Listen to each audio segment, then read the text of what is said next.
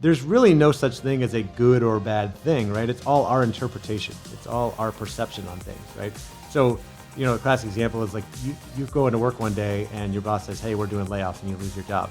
Is that good or bad, right? Most people would probably say, well, that's bad, right? I don't want to lose my job, right? But what if losing that job allows you to then go find an even better job a week later and your dream job comes along? Well, then it was pretty good that you got laid off so that you could go find this other job, right? You really never know, but it comes down to your perception, to your outlook.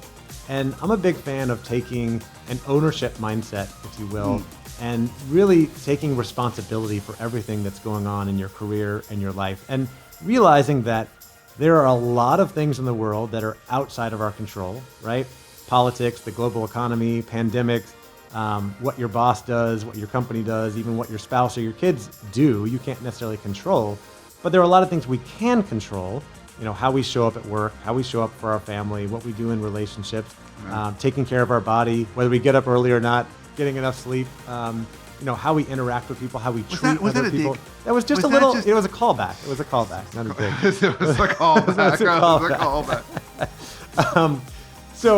But there are things that we do have control over, and I find that there's a lot more fulfillment in focusing on things that you can control, and that how we show up and how we perceive the world and our happiness a lot of times comes down to our mindset, and our mindset comes down to like, how do we think about things? How do we interpret things?